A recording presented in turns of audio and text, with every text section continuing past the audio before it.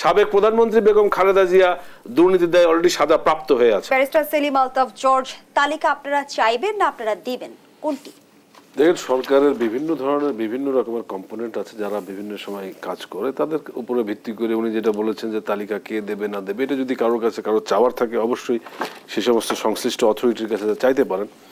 চাওয়া তাদের নাগরিক অধিকার, চাওয়ার ভিত্তিতে তারা কে কোথায় ঋণ খেলাপি হয়েছে কি হয়নি তখন তারা সেই তালিকা তাদের কাছে পেতে পারে। কিন্তু মূল বিষয় হচ্ছে যে খেলাপি ঋণ কিংবা অন্যান্য যে সমস্ত ব্যাড লোনস কিংবা অন্যান্য অ্যানোমালিজের কথা বলা হচ্ছে সেইগুলোর বিরুদ্ধে কী ধরনের ব্যবস্থা গ্রহণ করা হচ্ছে কি হচ্ছে না, সেটা আমার ধারণা মূল আলোচনার বিষয়।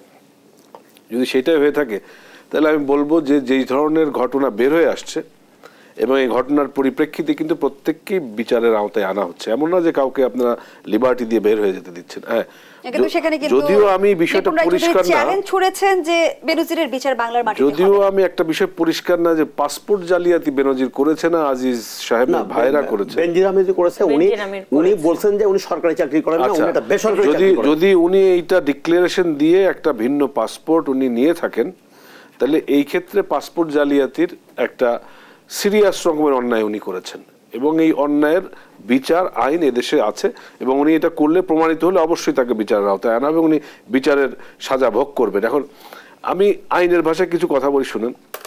হ্যাঁ, ওনার নামে তদন্ত চলছে, সেটা ঠিক।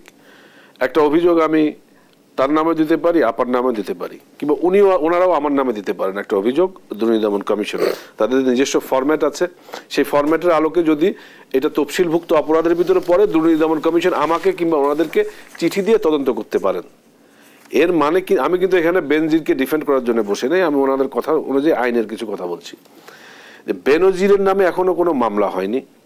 বেনজিরকে দেশের বাইরে না যাওয়ার জন্য আদালত থেকে এখন পর্যন্ত কোনো নিষেধাজ্ঞা আসে নাই, কিংবা দেশের অভ্যন্তরেও কোনো রকম কোনো পুলিশি নিষেধাজ্ঞা তার উপরে আসে নাই যে উনি দেশের বাইরে যেতে পারবেন না। অতএব উনি যদি দেশের বাইরে যেয়ে থাকেন তাহলে সেটা উনি লফুলি গিয়েছেন।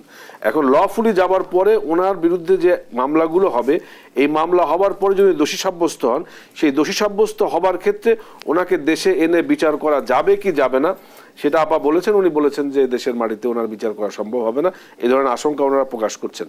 দেখেন, দেশের মাটিতে বিচার হবে কি হবে না এইটা ওনারা এই আশঙ্কা দীর্ঘদিন ধরে করে আসছেন। তার কারণ হচ্ছে এই দেশে আমাদের এই যে সমস্ত ফিউজিটিভ আছে তাদেরকে আনার ক্ষেত্রে বিভিন্ন দেশের সাথে আমাদের যেই এক্সট্রাডিশন ট্রিটি থাকে, এই বন্দি বিনিময় চুক্তি, সেইগুলো যদি কোনো দেশের সাথে না হয়ে থাকে তখন ফেরানোর ক্ষেত্রে অনেক ঝামেলা সৃষ্টি হয়। সেই ঝামেলার কারণে কিন্তু তারেক রহমানকেও ফেরানো যাচ্ছে না।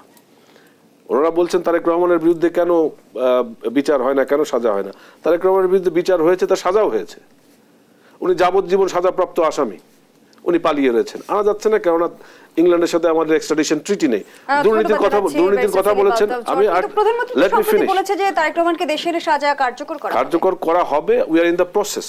যাদের সাথে আমাদের বন্দি বিনিময় চুক্তি এখনো নেই, কিন্তু আমরা তাদের সাথে ইন দ্য প্রসেস যে আনা যাচ্ছে কিনা। যদি আনা যায় অবশ্যই তার যে সাজা হয়েছে সে সাজা বাস্তবায়িত হবে। আরেকটা কথা বলি, দুর্নীতির কথা বলেছেন, ওনারা কিচ্ছু জানেন না, 17 বছর আগের ঘটনা, কোনো রকম তথ্য প্রমাণ নেই। আমি শুধু একটা উদাহরণ দিই। সিমেন্স কোম্পানির সাথে একটা চুক্তি হয়েছিল, এফবিআই বাংলাদেশে এসে 2016 সালের 21শে নভেম্বর সাক্ষ্য দিয়ে গিয়েছিল তারেক রহমান, তার সহযোগী মামুন, তার ভাই হাফিজ, কোকো রহমানের বিরুদ্ধে, যে হাওয়া ভবনের মধ্য দিয়ে এই সিমেন্স কোম্পানি কিভাবে অন্যান্য অনেক কোম্পানির কাছ থেকে চুক্তির মাধ্যমে টাকা নিত।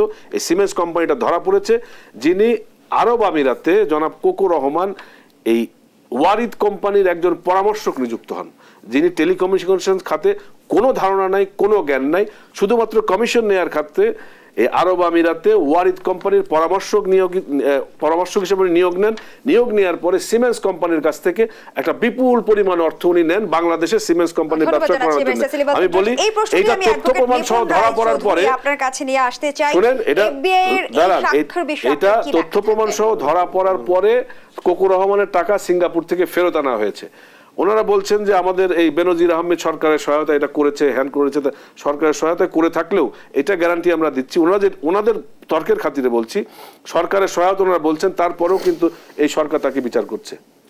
তারপর আরেকটা কথা আমি বলি, বেনজির আহমেদ একটা বাহিনী প্রধান, দুর্নীতির তদন্ত মাত্র শুরু হয়েছে। সাবেক প্রধানমন্ত্রী বেগম খালেদা জিয়া দুর্নীতির দায়ে অলরেডি সাজা প্রাপ্ত হয়ে আছে।